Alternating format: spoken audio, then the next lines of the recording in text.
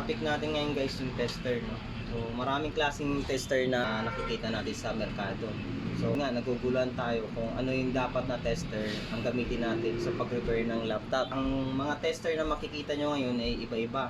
So meron tayong tinatawag na mga analog tester. So itong analog tester na to ay gumagana lang to via diode. Pero hindi ito yung maging topic natin kasi hindi ito yung device na gagamitin natin para mapadali natin na mag-check ng motherboard ng laptop. Ang video lang ito exclusive for laptop lang, no?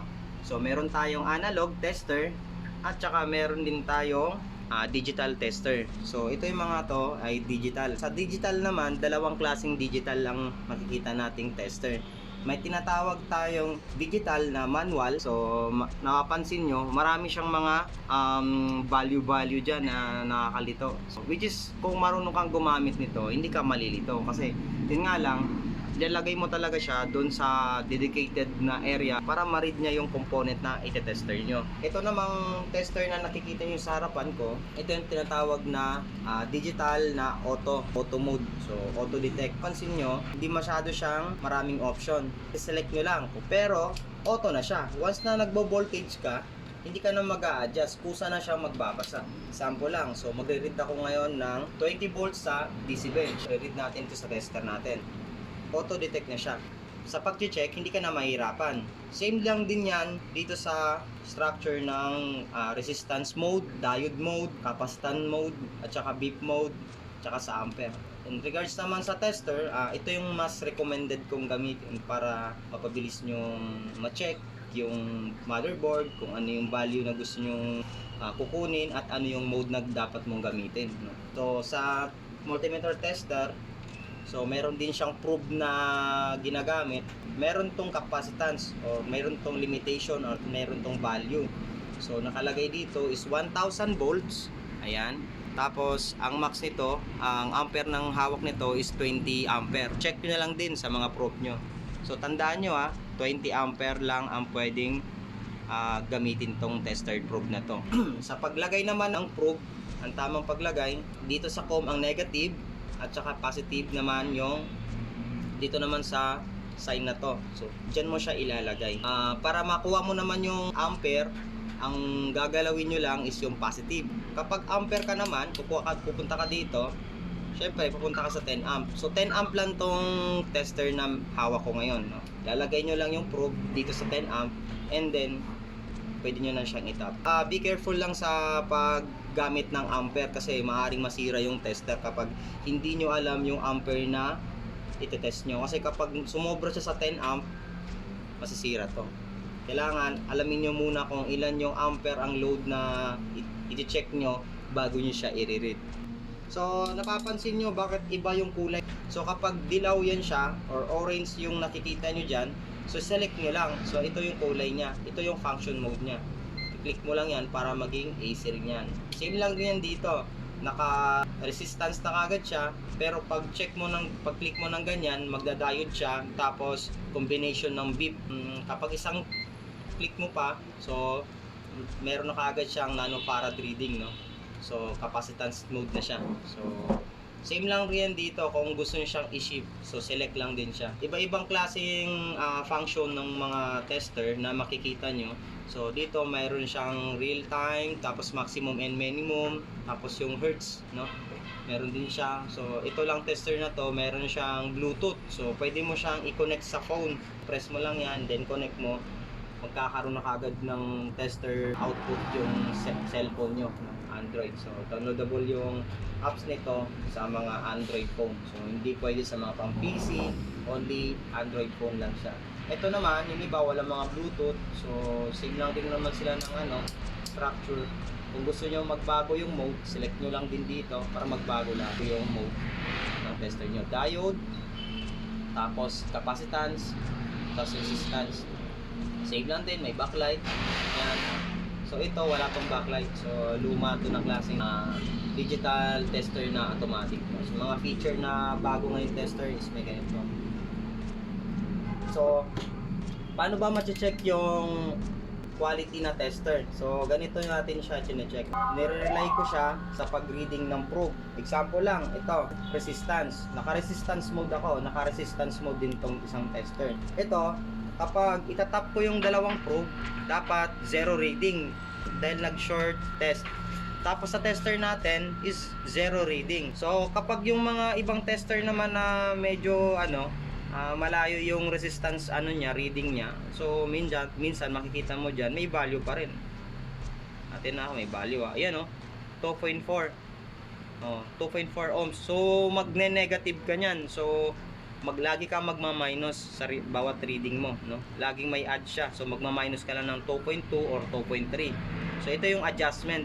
Ito yung pinagkaiba ng mga digital na automatic, depend sa presyo. Kapag mas mahal yung tester na binili nyo, mas quality siya.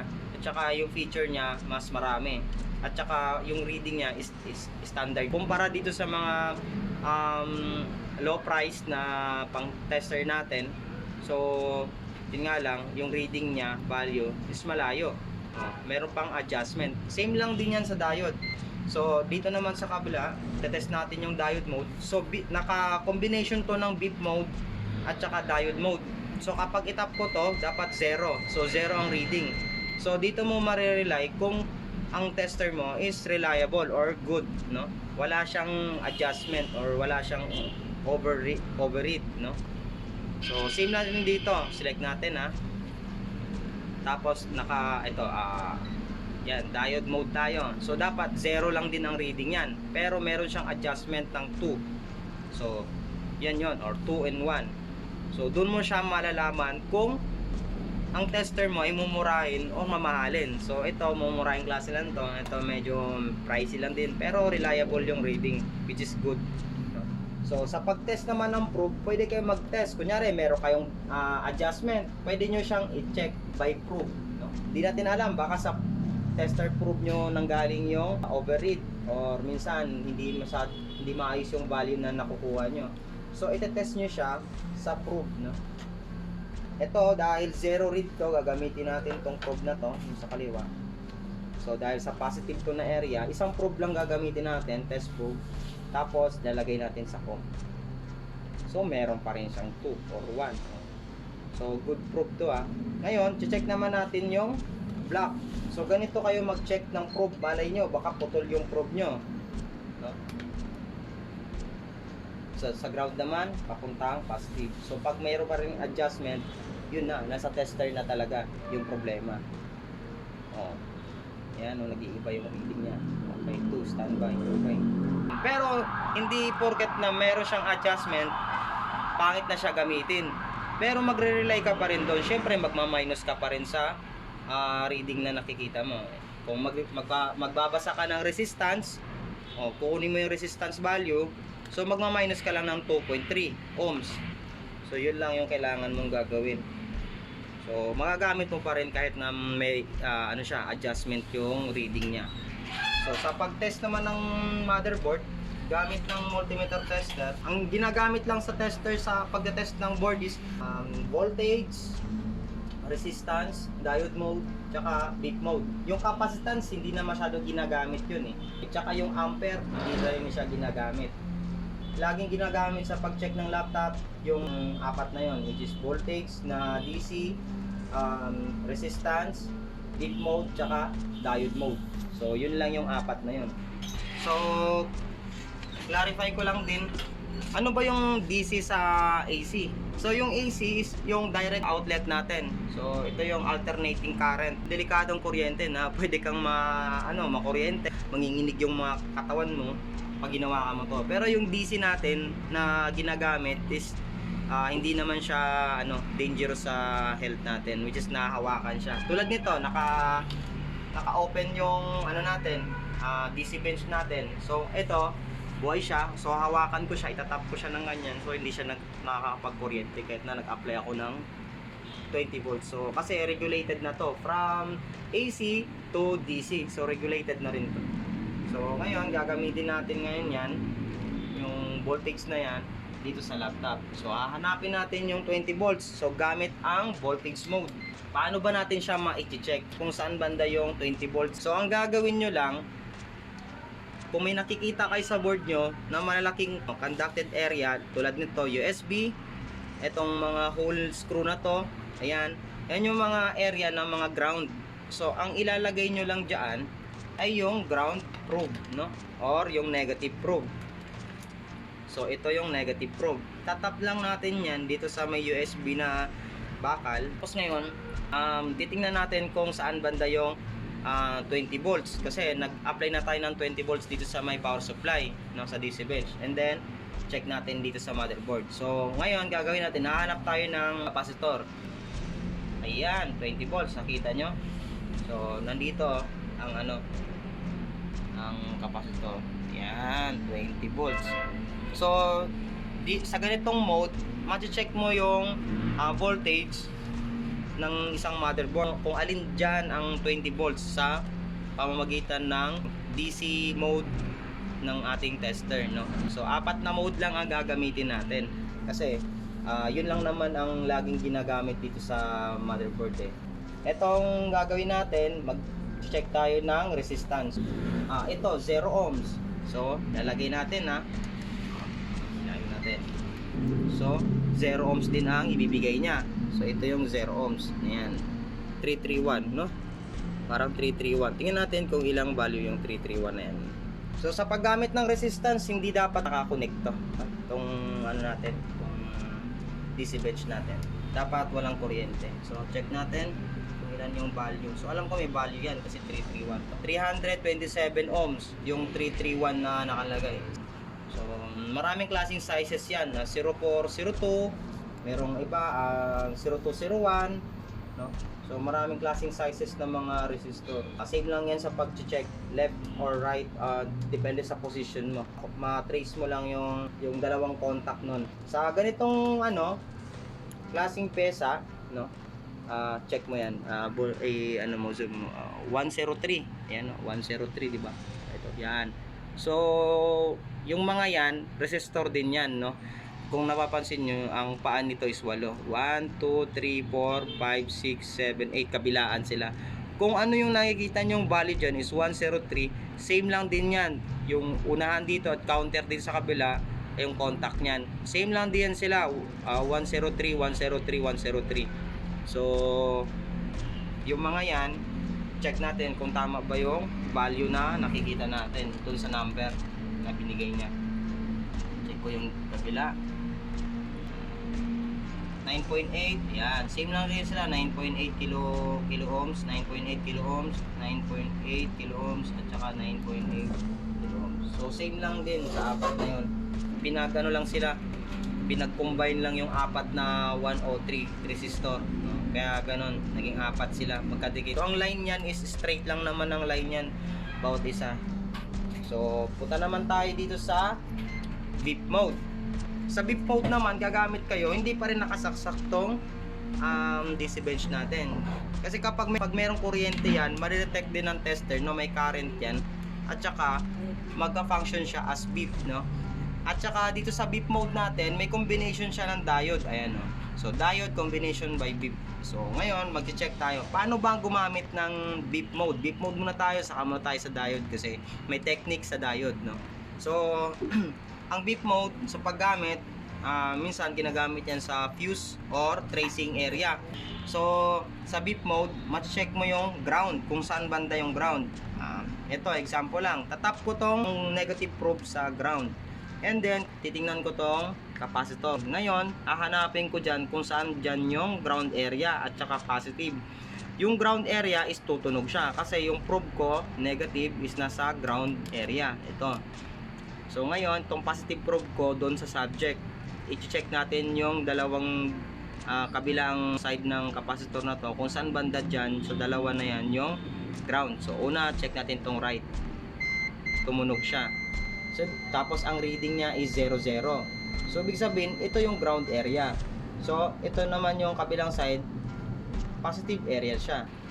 So check natin yung ibang component. Example lang din. O dito, kuha tayo ng dito ng ground. So sa kabilang side, ito, tingnan natin kung ano, ay may value siya. So, ibig sabihin positive to. Ito naman, 0. So, negative siya. So, ganun lang ginagamit tong ano, tong beep mode, no? Kailangan makakuha ka ng tumutunog na 0 yung read. So, hindi dapat yung mayroong value. So, ngayon, gagamitin naman natin yung diode mode. So, yung diode mode naman, yung sign ng diode mode natin is parang ganito. Ayan. Meron siyang arrow tapos nakatutok siya sa may plus. So yung positive is dapat napunta dun sa ground area. And then yung negative probe dapat napunta dun sa subject. Kailangan nating may makuha tayong value, no? So resistance din ang ano to, basis nito. So makapansin nyo dyan, magbabago yung design dyan sa tester natin, maging resistance yan kapag meron siyang value na nakikita. Itong diode naman to, gagamitin natin sa pag-check ng short ng area. Example lang, itong 19 resistance, so mayroon tayong 500 reading sa tester sa gamit sa diode mode. So mga almost 500 sabi natin. Okay, check natin ha. So meron siyang 457, 58, almost 500 na rin siya. Yun ang pag-check ng diode, no? Same lang din sa may resistor sense ng battery, 500 reading lang din. Okay, so yan. And then check natin dito sa may loob naman, capacitor na to na malaki, papuntang graphics, no? So 15.8 din yung ano niya, reading niya. So tumutunog siya, pero hindi yan siya ibig sabihin na shorted siya, kasi meron siyang current to, may value pa. Kasi yung graphics card natin dito 1 volt lang to. Ang nagpaparan dito is yung ampere. Yan. At hindi lahat ng mga 0 read or may ganun na klaseng read, 15.8 na reading, no? Diode mode read, no? Tapos meron siyang resistance combination, no? Mapapansin nyo doon, no? Meron siyang resistance combination. Oh. Kasi resistance based din siya. Ditong area na to, ang nagpapagana dito is ampere. So mataas talaga yung current. 1.8 or 1.9 lang yung voltage na nagraran dito, no? Ampere ang nagpapataas. So kalahin nyo yung display nyo sa monitor or gaming nyo, 1.8 lang palang niraran nyo doon. Pero ang ampere naman na nandito sa area na to, nasa ano naman siya, nasa 6 amp or 14 amp. So mataas siya. So ganung klaseng ampere naman, kaya niya talagang painitin tong area na to. So yung 1 volt na ano, 1.8 volt, kasi CPU nito more and resistor, maliliit. So hindi mo pwedeng i-load ng malalaking voltage yan. Masusunog yan kasi maliliit lang to eh. So yung component sa microchip tulad nito, sa loob niyan puro ano yan, resistor. So ang reading naman sa mga malapit sa processor, mababa talaga yung current, no? So wag niyong sabihin na pag meron kayong nakita na ganyan, tatanggalin niyo ulit hanggang mawala na yon. Hindi, kailangan may current talaga siya, no? So hindi lahat na tumutunog ay negative na parts or negative na area, no? Meron pa rin positive. Minsan napapansin ko 0 read pa yan, pero kapag naglagay ka na ng voltage, may voltage na siya dyan. So example tingnan natin yan babalikan natin yan. So ngayon, tapos na tayo sa diode mode, resistance mode, tsaka beep mode. So hindi na natin itatackle tong capacitor or capacitance testing o capacitance mode. Check natin, ipapaganahin natin yung laptop na to. Tapos check natin kung ano yung meron sa laptop na to, kung anong merong voltage ang nakikita natin. So gamit natin DC mode tayo, direct current mode. So on natin yung laptop. So ito naman tayo. Sa ampere naman, hindi na ako nagme-measure ng ng ampere ng unit dahil meron naman ampere reading tong natin, DC bench natin. So i-on ko siya, magkakaroon ng value yan, ampere tsaka wattage, no? So nakaset tayo ng 20 volts and then on natin. Ayan, meron siyang nag-start siya ng 0.8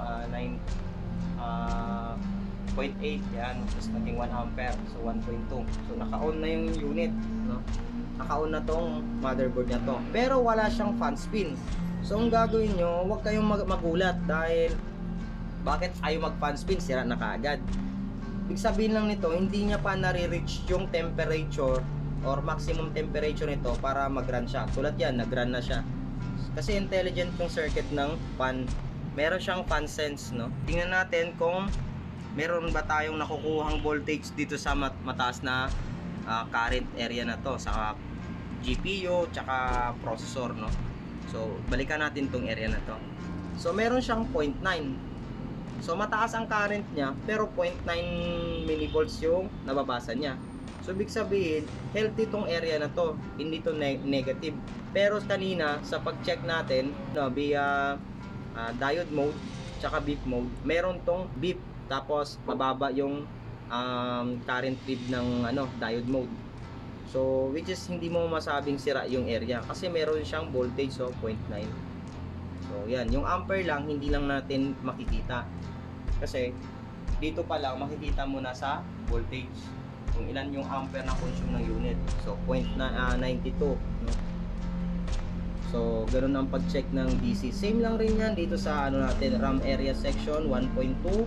Hanapin natin 1.3 yung RAM kasi DDR3 pala. Okay, akala ko DDR4. So hanapin natin yung 3 volts 5 volts nito kung saan ito yung 3 volts, ito yung 5 volts, tapos PCH area, so 1.0. Okay, graphics area meron tayong 0.9, and then 19 resistor sense, ayan meron din. Tapos or 3 volts or 1.8 para sa pin number 8 ng BIOS. Okay, ayan 3 volts yung BIOS nya. So itong unit na to ay buhay pa, and then pwede mo siyang ma-check yung mga output voltage nito. So yun lang ang paggamit ng tester natin sa pag-check ng motherboard na laptop. So ganong klaseng mode lang at ganon siya ginagamit.